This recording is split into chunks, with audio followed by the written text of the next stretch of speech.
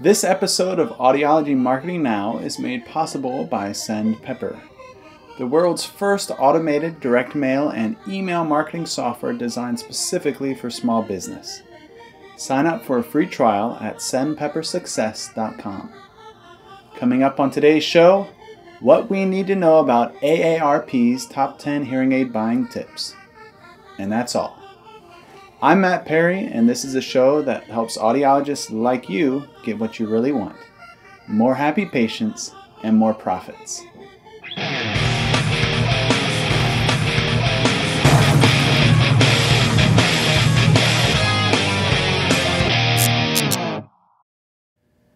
When it comes to informing the older demographic, no organization does it more effectively than AARP.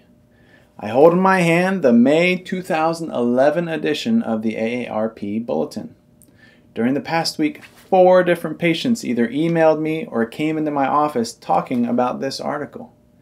When I first found out about it, I immediately thought the worst. Of course, we all want hearing loss to get more exposure and public awareness, but the mainstream press sure seems to have a hard time getting it right. There was that recent USA Today article that basically said that hearing aids are getting so advanced that soon you won't need to pay an audiologist for their services. And before that was that crazy article by Consumer Reports a couple years ago. Anyway, I didn't have the highest hopes for this AARP article. But after reading it, I have to admit, it's not bad. In fact, for the most part, it's actually good. If you haven't read it yet, there's a link below the video in the show notes below. With the massive distribution and reach of AARP, it's safe to assume that at least some of your patients and potential patients have read or are going to read this article. And they're going to be coming into your office expecting certain things. One of the fundamentals of great marketing is exceeding customer expectations. Let them expect certain things and then turn them into raving fans by not just meeting their expectations, but by giving them more than they expect. Well, let's take a look at AARP's top 10 tips for buying a hearing aid. Number 1, don't go it alone.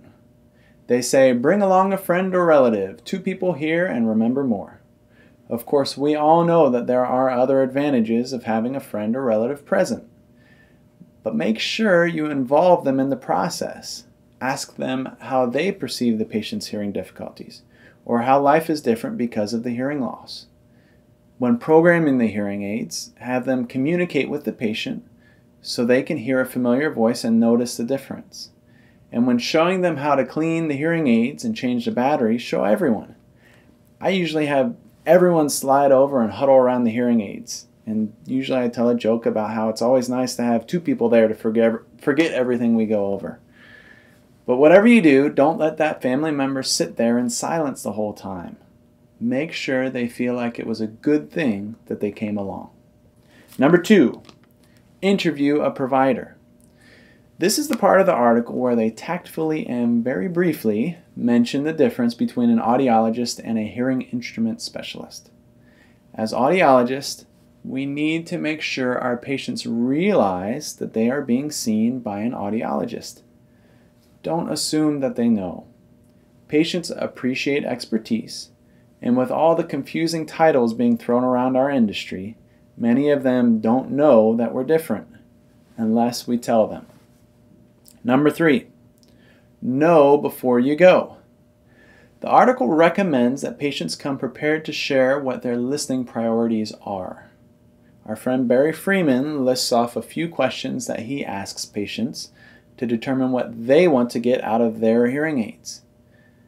If people are coming in prepared to share their priorities after reading this article, we better ask what their priorities are. Number 4, have your hearing tested. 2 points in this section. They say you should be tested in a soundproof booth. Hopefully you already have one. And the second point, I love the last 2 lines here. These are custom-made devices, says Linda Raymond-Snyder, an audiologist near Chicago. It's not prudent to buy online or from a big box retail store. Take that, Costco. I'm pretty sure Costco's custom programming their hearing aids, but congrats to Dr. Remensnyder for getting that zinger in there. Number 5, try before you buy. The article recommends asking for a demonstration. This is a great way to show someone the value of a hearing aid, and I don't know why everyone isn't doing this already. It's so easy these days. But a word of advice, don't cut corners with the demonstration. Sure, it takes time, but programming a hearing aid halfway may actually backfire on you. Put it on them, program it properly, and go through some of the fancy features. Everyone loves a good noise reduction demo. Number 6, ask about add-ons. Don't be pressured into buying extras you don't need. All technology comes at a price. And then they reference the Consumer Reports article and quote the Consumer Reports editor, who says that you don't need high-end features if you, quote, generally don't go out a lot and entertain at home, end of quote. Look, there's not a soul alive with hearing loss who wouldn't benefit from high-end technology at certain times in their life. Grandma Jones may not go out very often, but her highest priority in life is hearing her grandchildren at family gatherings. Please don't deprive her by not at least offering her the high-end technology. Number 7, can you hear me now? The last sentence of this action says, ask to have an automated real ear test to see if it works in your ear. Now, researchers have been telling us we should be using real ear for years, and most audiologists ignore them. It's easy to ignore researchers. It's a lot harder to ignore your patients. Are you prepared for your patients to start requesting real ear measurements? Now, I'm a bit of a real ear evangelist, but this isn't the proper forum, so I'm not going to get into it. But make sure you're prepared with something if a patient requests it. Number 8, get it in writing. This section states that you should have a purchase agreement, a trial period, and scheduled follow-up appointments. Most states require us to have those things anyway. I'll leave it up to you to figure out how to impress your patients with your purchase agreements, trial period, and scheduling of follow-up appointments. And there are ways. Number 9, ask about training. They're talking about auditory training.